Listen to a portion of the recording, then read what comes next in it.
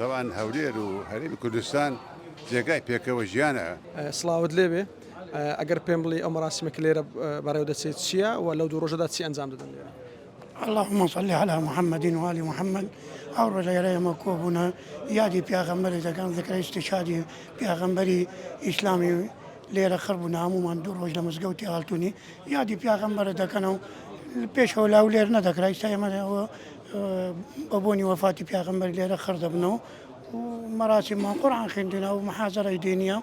وخلق ليرة خربوا لبن أو وآلي كردستاني لا كردستاني خوش ويستمان. ئەو خەڵکانی کە بەشداری دەکەن لە هەموو نەتەوەکانیان چۆنە؟ هەموو میلەتێکی لێرە ئەمنێکی دەزانم خزمەتکارم لێرە لەو موکوبە شەبەکمان هەیە کوردمان هەیە عەرەبمان هەیە کاکەیمان هەیە حتى مەسیحی ئەوڕوهاتیە لەگەڵم هەمومان خڕبوونە لێرە ئێرە خێمەی پیاغەمبەریە خۆشەویستی پیاغەمبەر ئێرە پیاغەمبەر خڕمان دەکە لێرە. طبعا هەولێر و هەرێمی کوردستان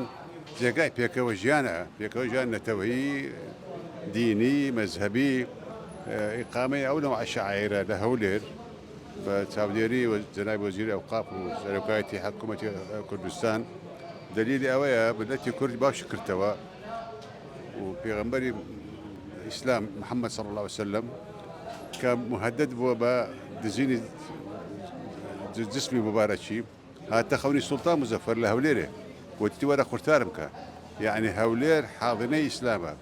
یەک خۆشەویستی پێغەمبەرە یعنی محیبی پێغەمبەرە ئیقامەی ئێرە دلیلی برایەتیە دلیلی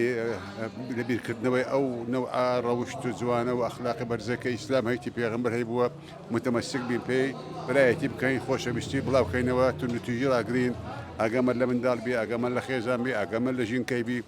ئاگەمە لە خۆمان بی لە معامەلاتی دنیاە یەک پارچە بین